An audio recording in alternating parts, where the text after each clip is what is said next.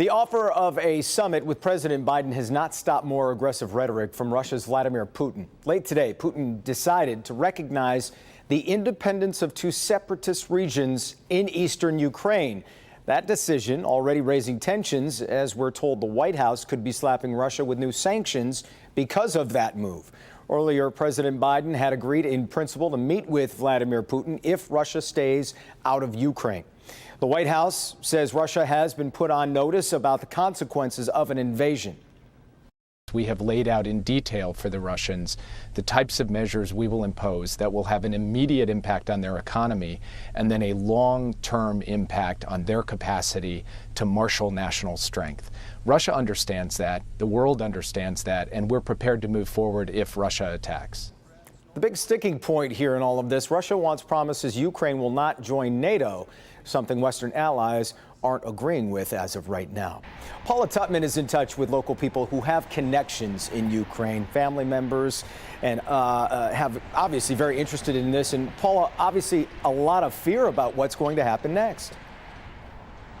Yeah, absolutely. So let me just kind of set the stage for you. I'm in Warren right now, and for instance, this is St. Josephat Ukrainian Catholic Church. Across the street, you have the Ukrainian Community Center, and you could consider this an artery of an emotional umbilical cord that stretches 5,000 miles to Ukraine. But in fact, this area, Metro Detroit and Ukraine, have a lot of connections. Тепер неначе Фенікс відроджується з попелу. Ми покажемо вам Детройт. This is Julia Didenko, a Ukrainian journalist and filmmaker who traveled to Detroit on a grant from the U.S. Department of State Foreign Press Center to film a documentary on the revitalization of a city. Her sole purpose was to use Detroit as a blueprint for her community in Ukraine as a way to rebuild after years of war and fighting for democracy. В детройтський даунтаун повертається життя. In this clip, she's talking about the revival of the Motor City and how to find parallels to borrow ways for a rebirth of Ukrainian cities like Donetsk and Donbass. Today, those dreams of rebuilding a city all but dashed with an impending invasion from Russia. And Julia speaks to us through her friend, Dr. Elena Daniluk, vice chair of the Ukrainian American Civic Committee of Metro Detroit.